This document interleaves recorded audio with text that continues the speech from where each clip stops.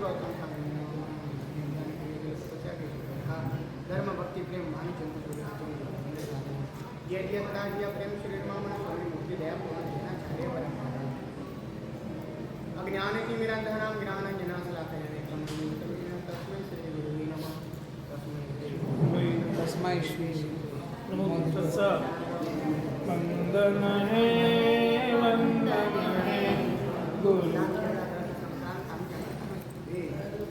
वंदन है गुरु वंदन है गुरुवर आपको वंदन है वंदन है गुरुवर आपको वंदन है। माविन गेन संतों का भाव भरा अभिनंदन है वंदन है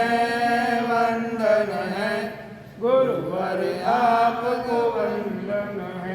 ये संत बड़े निराले हैं और जिन शासन के सितारे हैं। ये संत बड़े निराले हैं और जिन शासन के सितारे हैं। इनकी महिमा क्या गाए ये सब को दिलाने आए हैं। वीर के कोई नूर हीरों को वंदन है वंदन है वंदन है गुरुवर आपको वंदन है। जय गुरुदेव।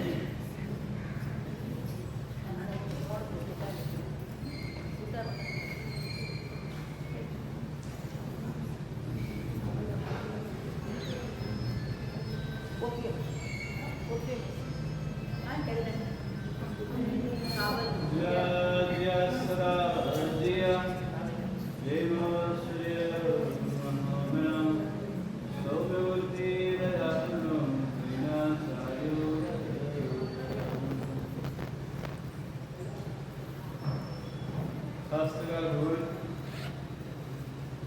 परम ज्ञानी महामहोपाध्याय वीर महाराज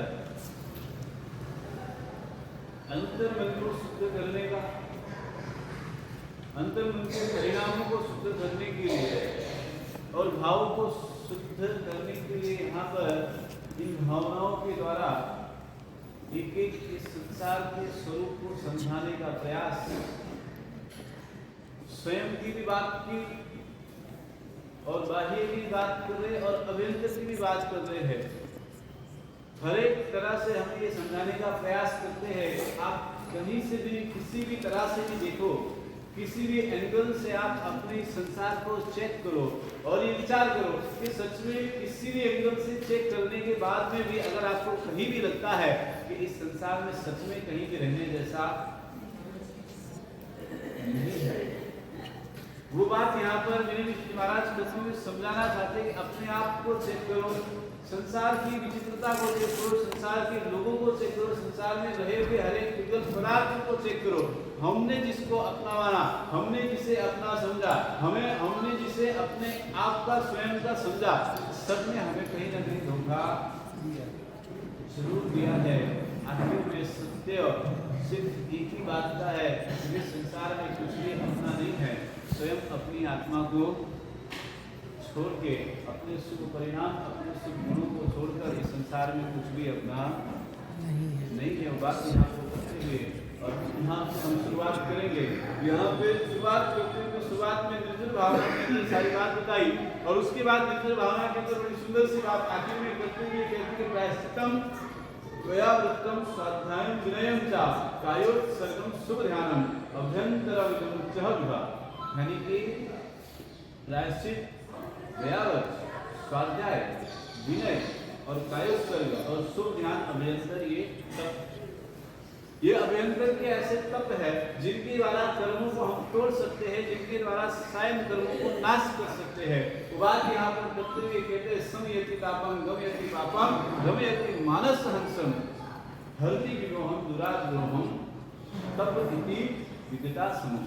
यानी कि संसार है तप और ताप को शांत करता है, पाप को दूर करता है, मन रूपी हंस को प्रसन्न करता है और दुष्कर्म को वो हर लेता है। यानी कि हमारे ऊपर जो दुष्कर्म मोह यानी कि जिस मोह की छाया है, जिस मोह ने हमें घेरा है, उसको वो नाश कर देता है, उसको वो समाप्त करने की ताकत इन तपों के अंदर है और वो रखते हैं।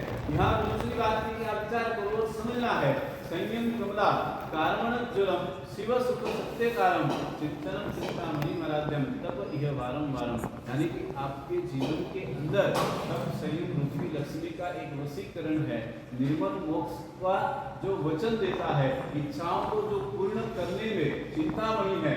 ऐसे तप का बारंबार तुम आराधना करते रहो। ऐसे तप की आराधना हमारे जीवन में बारंबार होनी चाहिए। तप का महत्व बताते हैं। तप के महत्व की बात की आप विचार करो, कल्पना करो, संकल्प करो कि आप अगर हमें तप की आराधना आज के समय में तप की आराधना में हम देख रहे हैं बहुत ज्यादा लोग पढ़ रहे हैं, एक से एक तपस्याएं हो रही है, लेकिन तपस्या के साथ में आडंबर भी उतना ही बढ़ रहा है। उसकी बात यहाँ पर करते हुए कहते हैं हमने तप अपने स्वयं के लिए किया है, दुनिया को दिखाने के लिए हमने तप नहीं किया, दुनिया को अनुमोदना कराने के लिए हमने कोई तप नहीं किया। तप किसके लिए करना है? अपने स्वयं की आत्मा की सुंदरता के लिए, अपने स्वयं के कर्मों को नाश करने के लिए, अपने आप में सुंदर की प्राप्ति कराने के लिए करना है। लेकिन आज तप की परिभाषा कुछ बदल गई है। परिभाषा ऐसी हो गई है तब करने की भावना है, तब करना भी चाहते हैं, लेकिन बड़ा तब हो, एक साथ में हो, अच्छा हो, तब कोई आडंबर के साथ में हमने करने का प्रयास किया। लोगों को दिखाना जरूरी हो गया है, लोगों को हमने बुलाना जरूरी समझा है, क्योंकि हमको लगता है कि हमारी प्रशंसा होनी चाहिए, हमारी तारीफ होनी चाहिए। हमने सिद्धि तब किया तो कम से कम पूरे विजयवाड़ा में मालूम तो होना चाहिए वे हमने सिद्धि तब किया है। ये भावना अब विचार करो, जहाँ कहते हैं कि मोक्ष रूपी लक्ष्मी का दान करने वाला है, और ऐसे अगर आपकी भावना हो, अब विचार करो आपको मोक्ष रूपी लक्ष्मी कैसे प्राप्त हो। क्योंकि तब हमने अपनी आत्मा के लिए बल्कि हमने दुनिया को दिखाने के लिए आपकी सारी इच्छाएं पूरी कर सकता था। तब इहो वारंवार कर्म दोषा विदमस्य च जिनपति तम अनुपानम विनय समाचारम सौख्य विधान शांत सुधार सत्मान। सुंदर सी बात दूसरे भी कर्तव्य कहते आप विचार करो कि ये तब कर्म रूप व्याधि की औषधि है। क्या है? तब ऐसा है जो हमारी व्याधियों के ऊपर औषधि स्वरूप काम करता है, और जिनेश्वर का मत उसका अनुपान है। यानी कि परमात्मा ने जिसके लिए आज्ञा दी है, परमात्मा जिसके लिए अनुपान बात करते हुए कहते हैं वो हमारे लिए अनुपान है। ये विनय सुख के ज्ञान स्वरूप शांत सुधारस का अनुपान कर अपने आप को देखते हुए वहां पर विनय महाराज ये कहते हैं, और हमें आगे समझना है। तीन बात आज हम देखेंगे। पहले नंबर की बात की पश्चाताप जीवन में अवश्य में होना चाहिए। तब की प्रवृत्ति है निर्जरा हमें कर्मों की करनी है, कर्मों के हमें अपनी निर्जरा नाश करना है। उसके लिए यहाँ पर बात करते हुए कहते कि आपको देखना है, सोचना है, विचार करना है। कहते कि शायद हम अपने आप में हमें जो कुछ भी मिला है एक दूसरे को देने का हमें प्रयास करना है। हम हमेशा परंपरागत अगर हम देखने जाए, परमात्मा से मिला, परमात्मा को मिला, परमात्मा ने गणधर भगवंतों को दिया, गणधर भगवंतों को मिला, गणधर भगवंतों ने शास्त्राल भगवंत पूर्वाचार्यों को दिया, और पूर्वाचार्यों ने हम तक पहुंचाया है। तो कहते हैं परमात्मा से जो मिला है वो ज्ञान गणधर भगवंतों ने पूर्वाचार्यों तक पहुंचाया, पूर्वाचार्यों ने हम तक पहुंचाया। यानी कि परमात्मा ने गणधर भगवंतों को हैंडओवर किया, और गणधर भगवंतों ने पूर्वाचार्यों को हैंडओवर किया, और पूर्वाचार्यों ने यहाँ तक हैंडओवर करने का प्रयास किया है, यानी कि हम तक पहुँचाने का प्रयास किया है। इन सब ने अपनी पूरी जवाबदारी निष्ठा के साथ में निभाई, लेकिन हम तक पहुँचने के बाद में हमने क्या किया उस पर प्रश्न खड़ा होता है। हमने क्या किया? ज्ञान हमको दिया, लेकिन हमने उसको कितना संभाला? अगर आपको पूछने जाए कि आपके 45 आगम ग्रंथों की आप बात करते हो हमेशा, कम से कम 45 ग्रंथ के एक 45 आगम के आप नाम बताओ, कितने को आएंगे? हाँ, संभालने की जवाबदारी तुम्हारी है, सबकी है।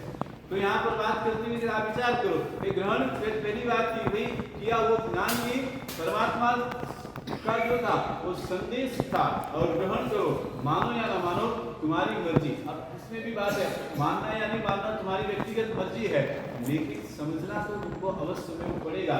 हम जिस धर्म के अनुयायी है, हमारा धर्म अहिंसा परम धर्म की हम बात करते हैं, लेकिन आज हम देखने जाएं तो हमारे जीवन में हिंसाएं कम नहीं है।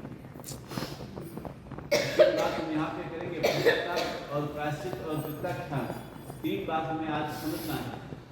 तो ऊपर यहाँ पर कहते हैं कि आप विचार करो, कहते हैं कि भाई क्या लगता है आपको हमारी मानसिकता हमारी क्या है, ठीक भाई आप विचार करो हमारी मानसिकता क्या है। थाली में भोजन आए, थाली में भोजन अपने आप मुंह में आएगा या हमें उठा के खाना पड़ेगा?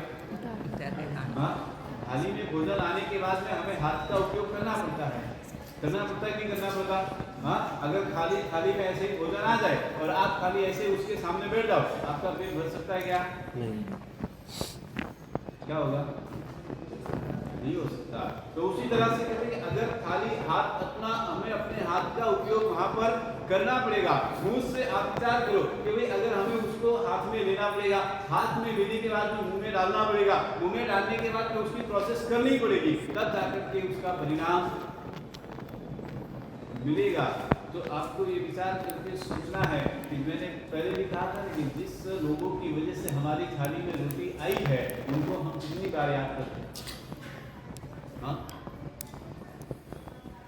मैंने परसों उस दिन बताया था कि आप विचार करो कि कम से कम एक भावना आती है कि ये रोटी किसके कारण आपके थाली में पहुंचे? हाँ, किसके कारण पहुंची? वो किसानों के कारण रोटी आपके थाली तक पहुंची है। दिन में एक बार याद करते थे, कम से कम किसानों को एक बार याद करो, ऐसा होता है? नहीं होता। क्यों? आपको लगता है कि आपके पैसे से सब कुछ यहाँ तक अपन तो फटाफट खाए और उठ के चले जाते। विचार करना, विचार करो अपने जीवन के अंदर। एक बेचारे भिखारी को रोज मंदिर के सामने एक भिखारी को दान देते थे, रोज 10-10 रुपए उसको दान में दिया करते थे, लेकिन भिखारी ने कभी उनसे एक शब्द नहीं कहा। फिर एक दिन उनको लगा कि एक महीना 10-10 रुपए दिया, कोई बात नहीं, कुछ नहीं बोले। उन्होंने दूसरी बार 100 रुपए देना चालू किया, एक महीने तक 100 रुपए दिया, लेकिन भिखारी ने कोई प्रत्युत्तर नहीं दिया। वो खाली पैसा लेता और ऊपर देखता पैसा रख देता। एक दिन सेठ से रहा नहीं गया और सेठ ने उनसे पूछा कि आप तो गजब करता है, मैंने तुझे जब 10-10 रुपए दिए तब भी तू कुछ नहीं बोला, जब मैंने तुझे 100 रुपए दिए तब भी तू कुछ नहीं बोला, लेकिन जब भी मैं पैसे देता हूँ तो ऊपर देखता है, उसका कारण क्या है?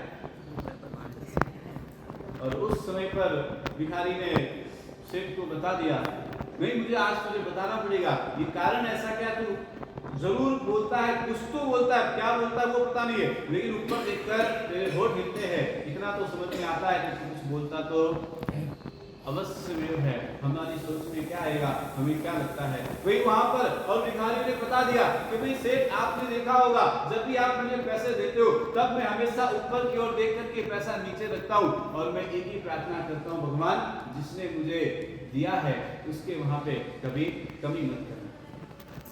क्या कहा? भगवान जो मुझे दे रहा है उसके यहाँ पर कभी कमी मत करना। ये कारण नहीं कि मुझे दे रहा है इसके लिए ही, लेकिन उसके भाव बड़े सुंदर है, अलग विचार है। परमात्मा ऐसे व्यक्ति को हमेशा तू देते रहे। कभी अपूर्ण विचार आपको हर एक व्यक्ति किसी ना किसी की सहायता से सब कुछ मिलता है, लेकिन उनको हम याद नहीं करते।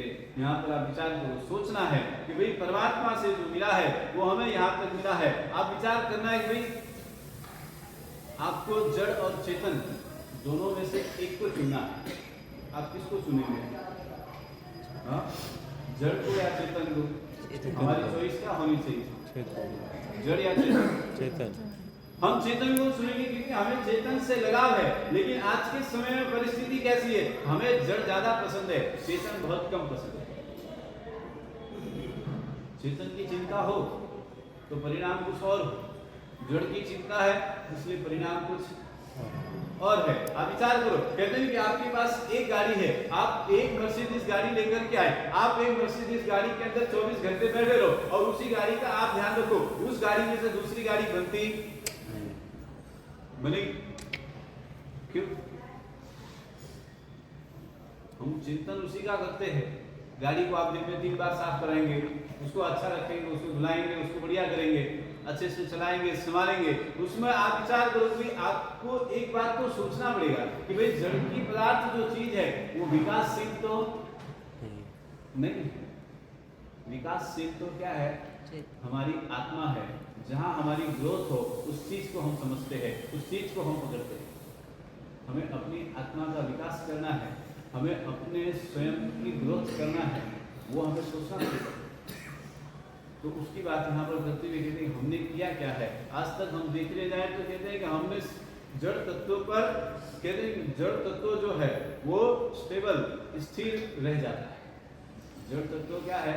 स्टेबल रह जाएगा, स्थिर रह जाएगा। और चेतन तत्व प्रगतिशील और ग्रोथ करने वाला। चेतन तत्व क्या है? प्रगतिशील और ग्रोथ करने वाला है। तो यहाँ पर बात करते हैं कि चेतन यानी कि अपनी स्वयं की आत्मा, हमारी आत्मा प्रगतिशील है, प्रगति भी करेगी। हमारी आत्मा ग्रोथशील है, उसकी ग्रोथ भी अवश्य होने वाली। आज मनुष्य इस रूप में है, आगे जाके परमात्मा भी बनेगी। तो यहाँ पर बात करते हुए कहते आपको थोड़ा सा विचार करना है कि हमारे जीवन में क्या होना चाहिए था और क्या हो रहा है। पश्चाताप नंबर 1, हम पश्चाताप की बात करेंगे। पश्चाताप की जीवन के अंदर हमारे जीवन में जो पाप हमने शायद हंसते हंसते किए, शायद हमारे जीवन में जाने अनजाने में जितने भी पाप हुए, उन पापों का पश्चाताप अवश्य में होना चाहिए। आज हमने पापों को हंसते हंसते किया, आज हम हमारे पापों को करने के बाद में भी हमारे मन में कोई विचार नहीं है, कोई विचार सोच विचार की कोई भावना नहीं है। एक बार भी आपको लगता है कि सच में 24 घंटे में न जाने मैंने कितने जीवों की मेरे द्वारा हिंसा हो गई, न जाने मैंने अपने लिए कर करके न जाने कितने जीवों को मैंने मार दिया होगा। शाम को कम से कम सोने से पहले एक बार इन जीवों को याद करके विछाम जुगनम भी बोला जाता है हमसे। हाँ, कितनी बार याद करते बोल। पश्चाताप अवश्य में पाप का होना चाहिए था कि भाई शायद मुझे इस समय के अंदर देखने जाए। आज के समय में अगर हम देखने जाए तो शायद मुझे पानी का उपयोग लिमिटेड में हिसाब से करना चाहिए था, लेकिन फिर भी कच्चे पानी का उपयोग हुआ, उसमें भी जीवों की हिंसाएं हुई। आज मेरे निमित्त से किसी भी चीज का किसी भी पाप मेरे जीवन में आ गया और उस पाप के कारण कहते कि उसका पश्चाताप प्रतिक्रमण यानी पाप धोने का मार्ग है। पूरे दिन के किए हुए पापों को धोना हो तो प्रतिक्रमण अवश्य में शाम को जरूरी है। लेकिन हमारे से तो प्रतिक्रमण अब होने से हमें तो कहा देगी और प्रतिक्रमण प्रदूषण 8 दिन करूँ, 1 साल में 1 हाथे बताऊँ जाकर अपने पास टेंशन नहीं है। 1 साल तुम मौज कर ली, 8 दिन में क्लियर कर और विचार हमें बाप पर विचार करो पाप के रोज बांधे दिया प्रदूषण 8 दिन स्टोरी बांधते। हाँ, आप प्रदूषण के 8 दिन क्रिया करेंगे तो प्रदूषण के 8 दिन के ही पाप धुलने वाले। हमारी ये थिंकिंग हमने जो लगा रखी साल में 1 बार प्रतिक्रमण करेंगे, सबको सभा कर दिया, उन्होंने हमें सभा कर दिया, सारी बात हो गई, बात खत्म। प्रतिक्रमण पाप आपने आज किया है, धोने का प्रयास 1 साल बाद करो। कहाँ कितने किसी का ये दिमाग में बात बैठती है, लगता है आपको ऐसा हो सकता है? हाँ, लेकिन हमने क्या किया, हमें तो बस प्रदूषण के 8 दिन आराधना करनी है, बाकी तो आराम से मस्ती में रहकर के मौज करना है। यहाँ पे कहते आप विचार करो कि एक जीवन के अंदर आपको कभी कभी ऐसे हमारे निमित्त से हुए पापों के लिए भी अपने आप का पश्चाताप, अपने आप में धिक्कार भाव होना चाहिए। और यहाँ पर कहते कि आप विचार करो मरते मरते दूसरे जीवों का जो विचार करने वाले ऐसे भगवंतों को कहते कि धन्यवाद है। और जीते जी भी हमारे जैसे जीव कहते कि जीते जी जो किसी जीव का विचार ना करे वैसे हम सबको धिक्कार है। हम पश्चाताप के अंदर की बात करें, विचार करो रेणुकाचार्य आचार्य भगवान की बात आती है। जीवन के अंदर केवली पुष्पोत्सुला केवली के भगवान के मुख से उन्होंने सुना कि भाई नदी के पास जाके तुम्हारा केवल ज्ञान प्राप्त अवश्य में तुमको होगा। सारी सारी व्यवस्था करने के बाद में नाव में बैठ कर के जा रहे थे और अचानक नाव में छेद हुआ, एक तरफ से नाव डूबने लगी। वहां पे सारे लोग बैठे थे, उनको लगा कि शायद इन साधु महाराज की वजह से ऐसा हुआ है, इनको यहाँ से नीचे इनको उतार देना चाहिए, इनको हटा देना चाहिए। और उन्होंने नाव से उनको नीचे गिरा दिया और नाव में नीचे गिराने के बाद में उनके पहले के समय के जो वेरी थे वो आकर के उसने उनके ऊपर जो देवी बनी हुई थी उसने उनके ऊपर उत्सर्ग किए, उनको त्रिशूल पे लटका करके बीचों बीच में लटका दिया। लेकिन देखो त्रिशूल पे उनको लटका दिया उल्टा। अब जैसे जैसे एक एक खून उनके शरीर से निकलता है और जैसे जैसे पानी में गिरता है वैसे वैसे अब क्या के जीवों की विराधना होती है। और अब क्या कि जीवों की विराधना का चिंतन उनके जीवन में कितना मनन कितना चल रहा है कि सच में मेरे द्वारा वो उनको त्रिशूल लगा है या उनको पीड़ा हो रही है उसकी जरा लेस मात्र की आचार्य भगवान को चिंता नहीं है। अपने आप में उस विचार में नहीं कि मेरा क्या होगा उसका कोई विचार नहीं है, लेकिन मन के अंदर चिंतन ये चलता है कि इस पानी में मेरा गर्म खून गिर रहा है, एक एक खून गिरती है और एक अपकाय के जीवों की विराधना हो रही है, उसका दुख उसका पश्चाताप हो रहा है कि आज मेरे कारण मेरी वजह से यहाँ पे अपकाय के जीवों की विराधना हो रही है और उसका निमित्त मैं बन रहा हूँ। वो पश्चाताप करते करते उनको वहां पे केवल ज्ञान की प्राप्ति, पश्चाताप की ताकत है आपको केवल ज्ञान की दिला सकता है। लेकिन अगर सच्चे हृदय की सच्ची भावना से अगर सच में अगर हमारा पश्चाताप सही मायने में हो तो, लेकिन औपरे तो क्या है, औपरे तो कोई पश्चाताप याद करनी नहीं है, औपरे तो कोई लेना देनी है नहीं, करनी भी गलती हुई है तो हमने और हमें नहीं जाने कहवाने तैयार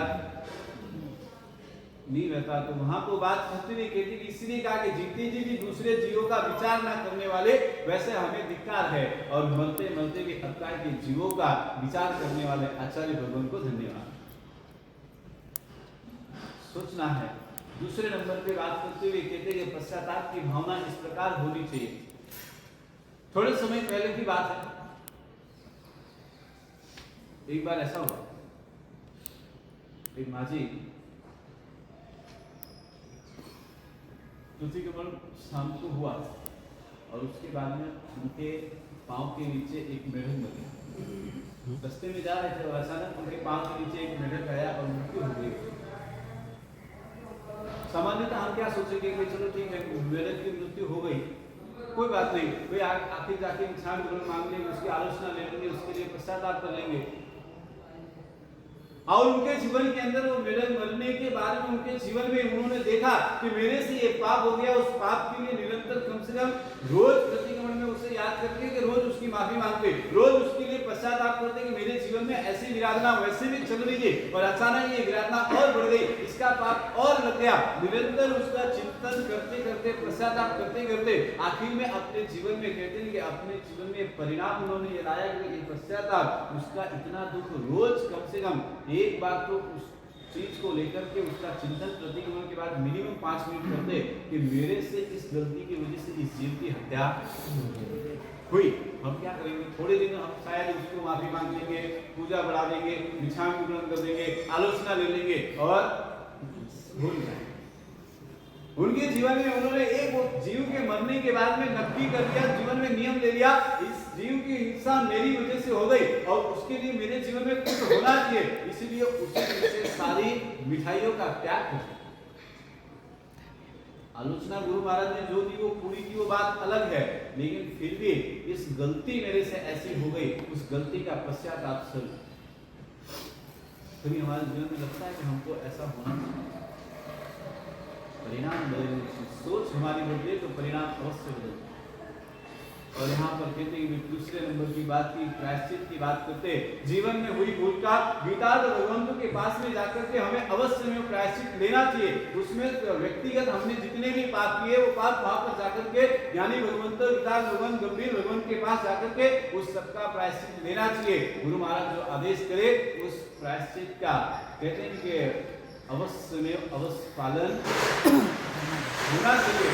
यहाँ पर देखिए आप जीवन में विचार करो, अमृतम भी आप सबको मालूम है प्रायश्चित कैसा होना चाहिए। एक बार अगर प्रायश्चित का विचार आए तो अमृता मुनि महाराज को सामने रखा, अपने अमृता मुनि को याद करना कि जीवन में एक प्रायश्चित तो उनके जैसा होना चाहिए जो केवल ज्ञान का परिणाम ला सके।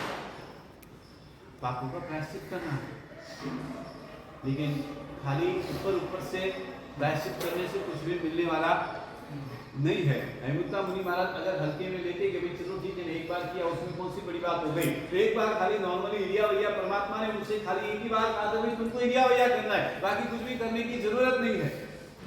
लेकिन इलिया भैया उन्होंने किस तरह से किया? हाँ? आगे इलिया भैया का परिणाम शुद्ध भाव के साथ में अपने आप का चिंतन, आत्म में आंसू के साथ में वो पश्चाताप करते करते केवल ज्ञान की प्राप्ति हो गई। एक इलिया भैया शायद हमारा भी ऐसा होना चाहिए। पर ऊपर तक है चेन्नई एक्सप्रेस का स्पीड मात्र ऊपर कौन कर दूं? धीरे धीरे अपने को जाना है नहीं। सूत्र बोलते बोलते एक एक सूत्र का अर्थ का चिंतन होना चाहिए। नहीं कभी कोई चिंतन हमारा होता नहीं है। हमारा तो सूत्र बोलने से मतलब है, क्रिया करने से मतलब है, उसके पीछे के परिणाम से हमको कोई लेना देना नहीं है। तो यहाँ पे कहते आप विचार करो कि यहाँ हमारे इसमें रुक्मणी की भी बात आती है। प्रायश्चित के लिए रुक्मणी की बात बड़ी सुंदर सी है।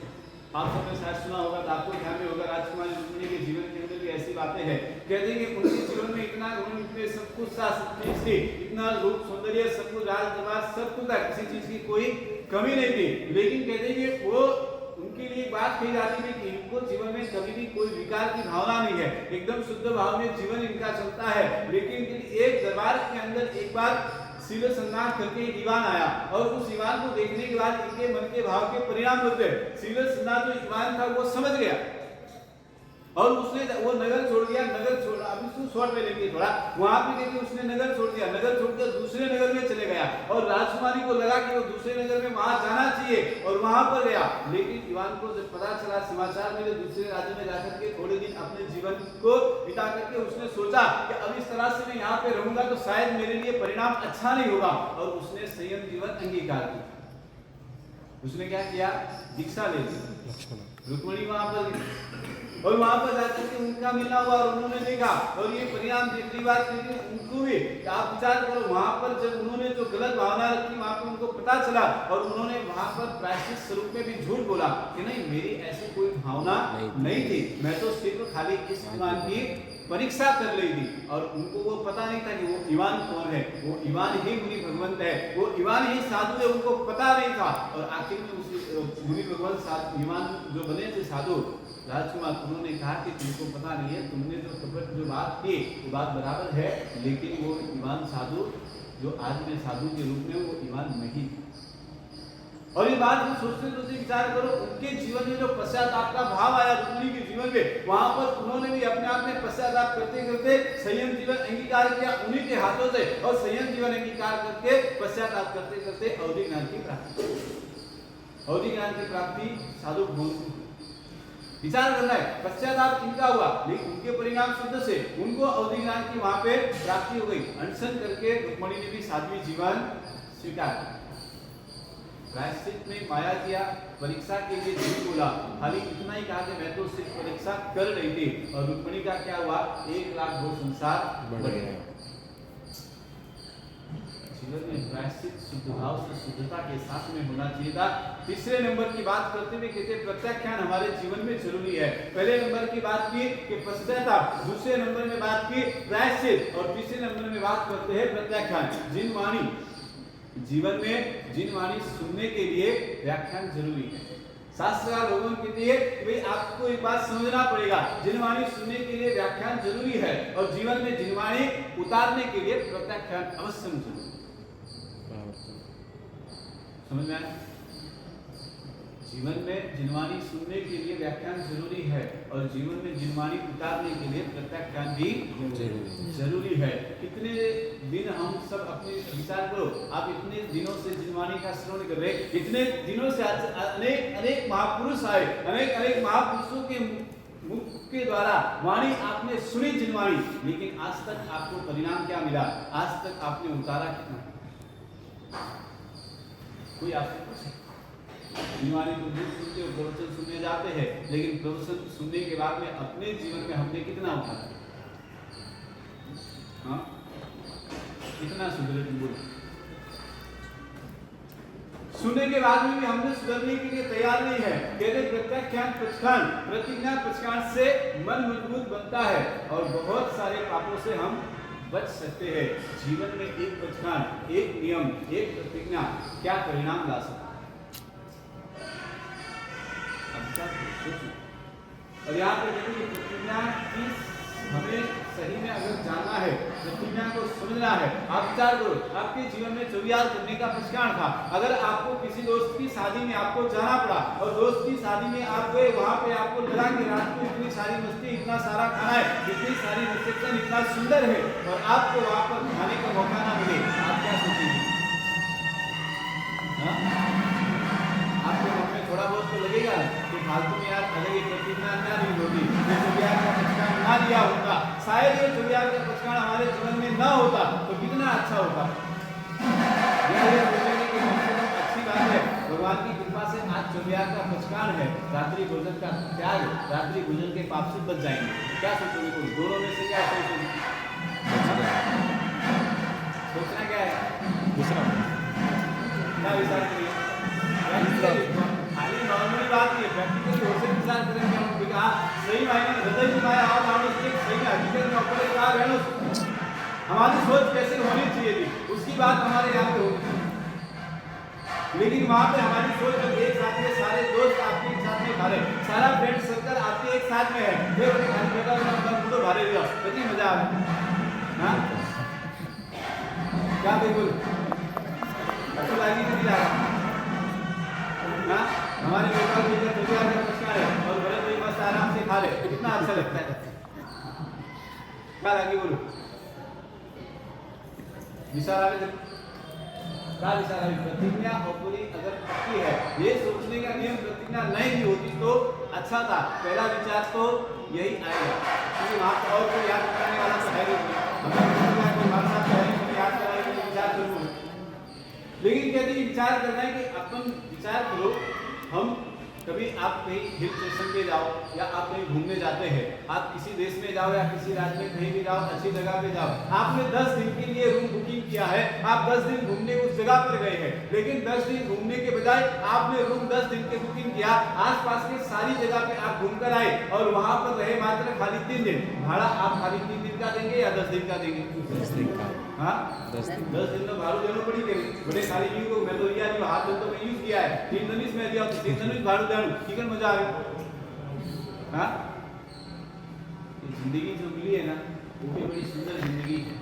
आपको जितने समय के लिए मिली है समझ लो, भले आपको 100 साल के लिए मिली, समझ लो 70 साल के लिए मिली, समझ लो 50 साल के लिए मिली, आप समझ लो कि संसार के अंदर ये जिंदगी भी हमारी एक बुकिंग है।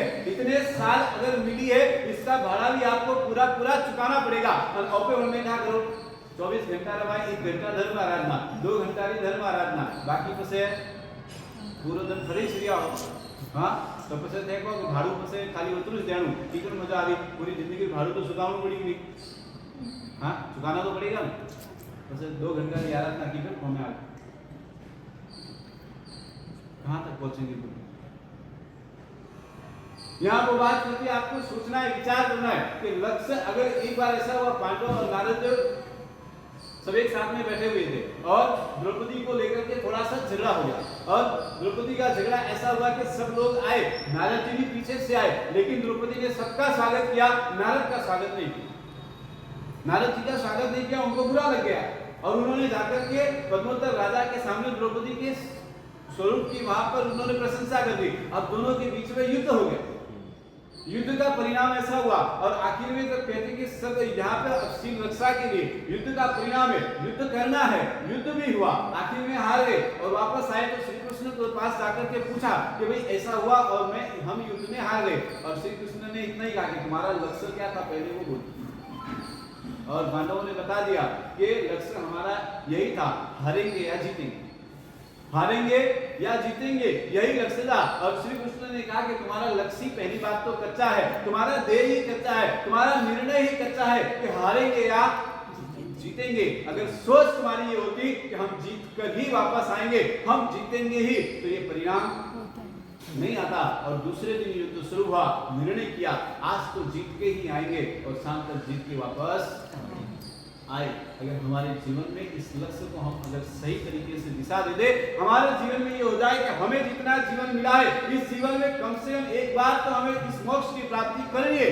एक बार अपनी आत्मा को मुझे कैसे भी करके अवश्य जो परमात्मा बनाना ही बनाना है, चाहे कुछ भी हो जाए, चाहे कितने भाव लग जाए, लेकिन अवश्य में आत्मा को परमात्मा बनाना है। लक्ष्य मजबूत होगा तो कहते हैं कि वहां तक पहुंचने में ज्यादा समय नहीं, लेकिन औपरे तो क्या है, औपरे तो कोई परमात्मा से लेना नहीं है, औपरे तो कोई भगवान को कोई करनू नहीं है, औपरी आत्मा जटे है बेटे मस्त है, संसार में है, मस्त बढ़िया है, आराम से खावन बने लियो, विवान बने लियो, मस्त सुंदर मकान बने लिया, रहवाने का सीधे विजय वाला सोरवानी इच्छा करने है। हां हैंग चीज तो बढ़िया मिले, પછી विजय वाला सोरवार भाव आवे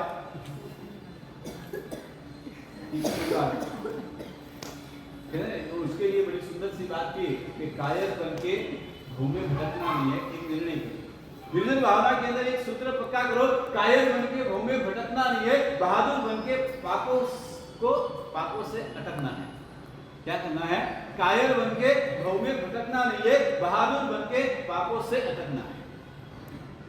अगर ये निर्णय ये लक्ष्य हमारा होगा तो कहते हैं कि आप विचार करो अपने जीवन में हमारा परिणाम बहुत बदल सकता। हम जीवन में कहाँ तक जा रहे हैं वो सोचना है। हमारे जीवन में क्या होता है, हमारी मन की परिस्थिति कैसी है, हम जिस चीज के लिए मना करें उसके लिए बहुत जल्दी भागता है।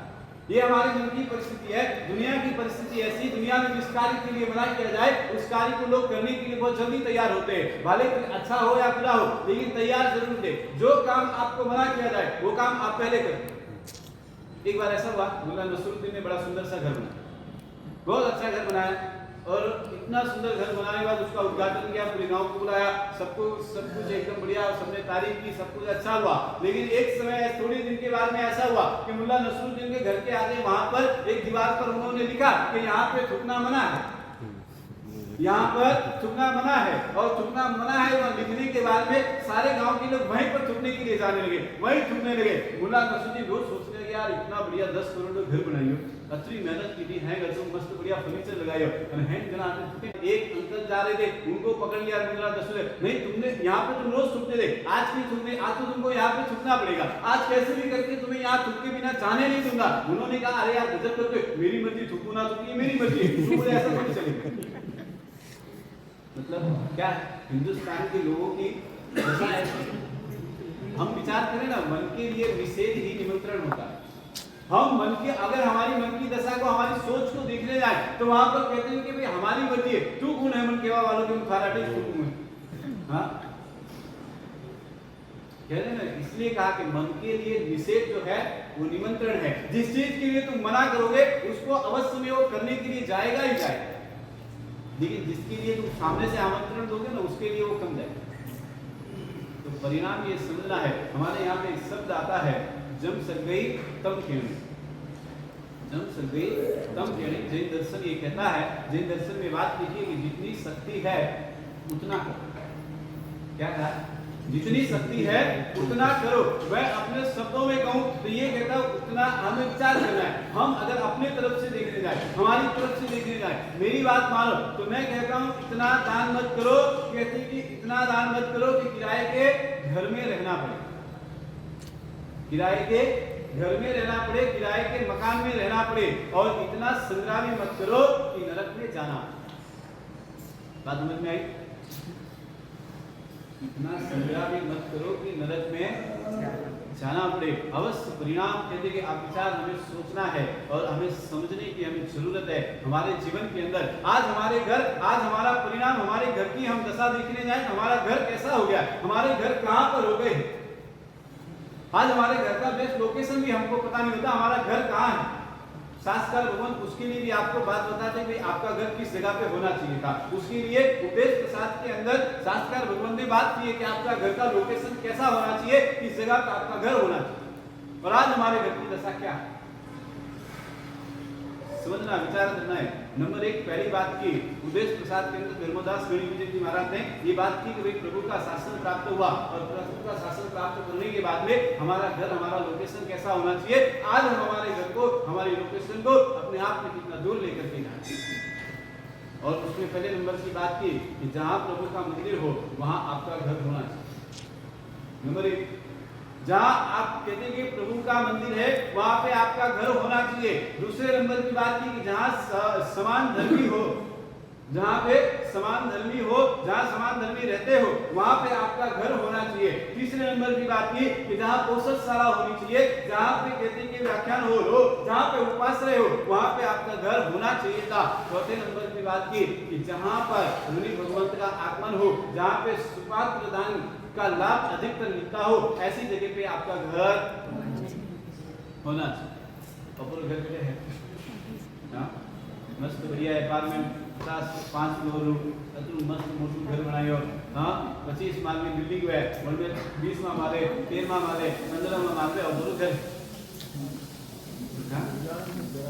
यहाँ पे परिणाम ऐसा हो गया, मैंने विजयवाड़ा में तो सिस्टम का 5 मालू बनाऊं तो खुद नहीं बनाऊं, आराम से बस 5 मालू हो रही, 21 बिल्डिंग है, 21 घर है, 5 फ्लोर हो रही है, हाँ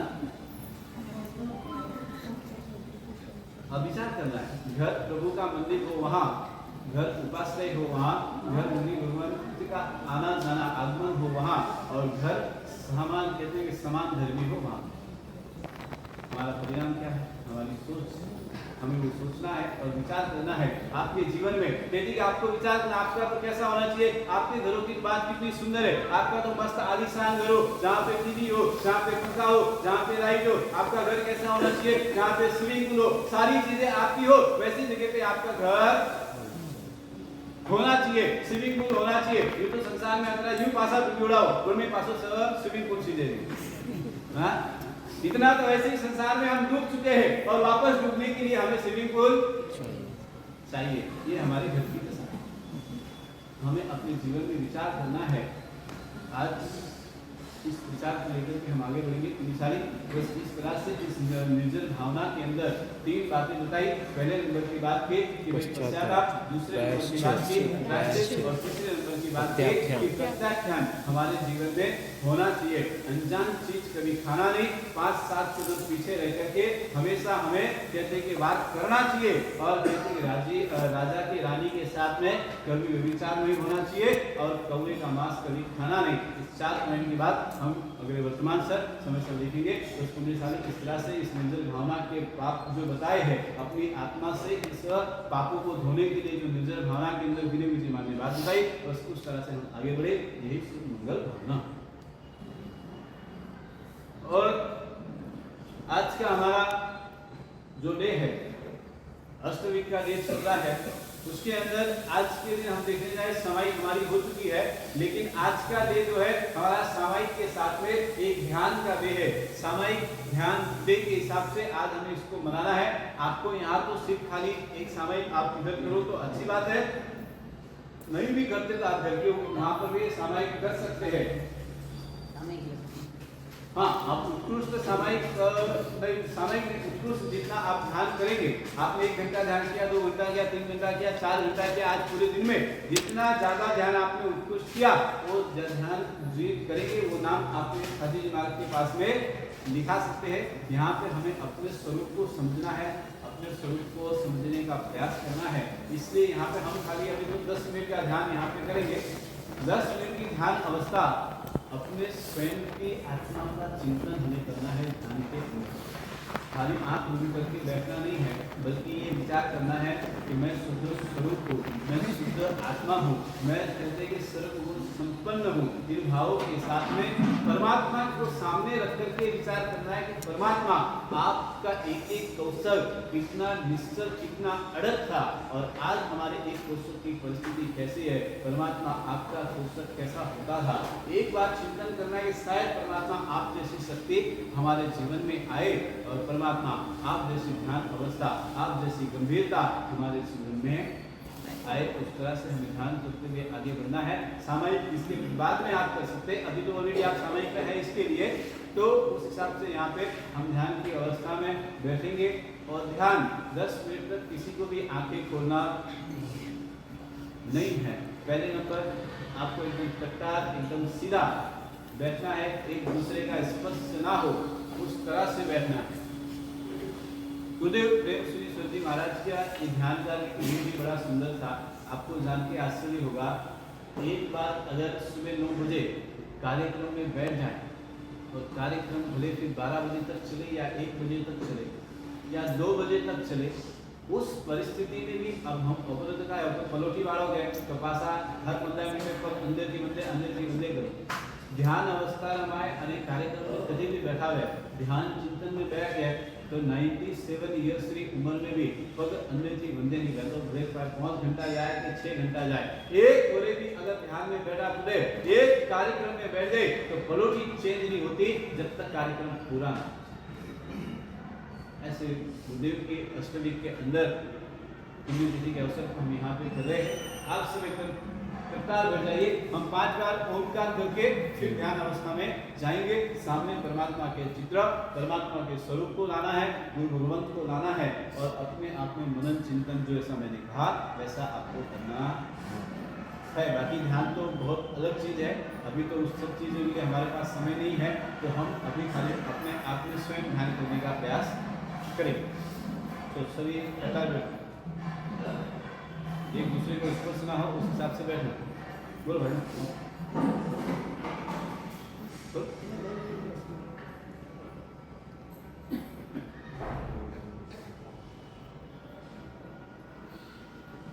साथी का ध्यान करते हुए परमात्मा का ध्यान करना है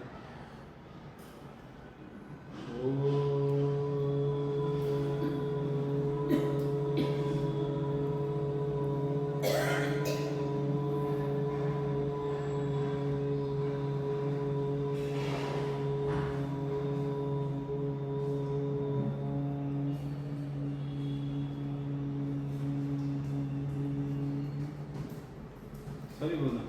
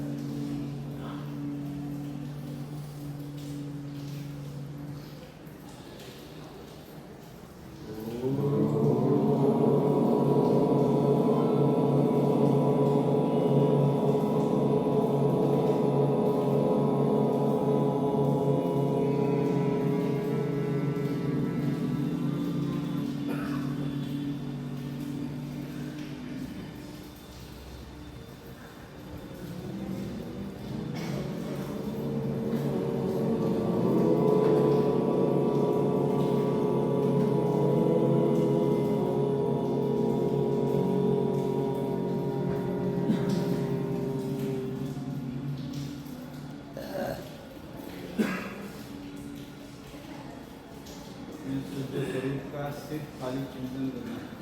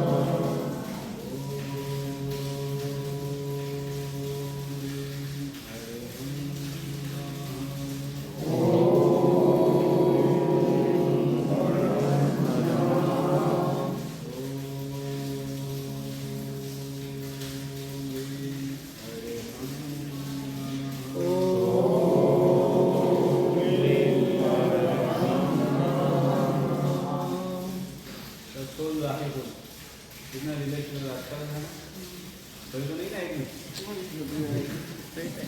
भी बहुत ही सुंदर तरीके से हमारे नेपाल में भी इस समय में अभी रोज रोशन में आते रोज सुनते भी है और साथ साथ में सब सुन सके उस तरह की व्यवस्था भी बड़ी सुंदर और अच्छी तरीके से करते हैं। नेपाल भाई इतने सुंदर भाव के साथ में कहते कि जिनवाणी के प्रति जो प्रेम होता है तो ये सारी भावनाएं अवश्य में जगती है और वही प्रयास वो कर रहे हैं कि जो जिनवाणी के प्रति प्रेम उनके हृदय में है वो पूरे विजयवाड़ा के अंदर आए, इसलिए वो ऑनलाइन वेट करने की वो पूरी व्यवस्था इतनी सुंदर अच्छी तरीके से करते हैं। उनका भी जितना धन्यवाद से उतना कम है। बस जरूर सुनो और लाने का और जिनवाणी समझने का प्रयास करो, यही सुंदर हाँ। और इतनी सारी गुणगान बहुत से लोगों ने बात रखी थी, फिर कल बात करके सुंदर ने बहुत ही सुंदर तरीके से कहा कि मुझे कराना ही है, कोई बड़ी बात नहीं है। बहुत ही सुंदर तरीके से ये वर्धमान तक की ओली का पाया, वर्धमान तक की ओली का क्या परिणाम, क्या भाव, क्या जो हमें प्राप्त होता है वो सब हम समय अनुसार जानेंगे। लेकिन जिसने जिसकी भी वर्धमान तक की ओली का पाया भरने की भावना है और जिन्होंने अभी तक भरा नहीं है, कम से कम जीवन में एक शामिल होना चाहिए। भाव और दृष्टि के साथ में विचार करके शनिवार के दिन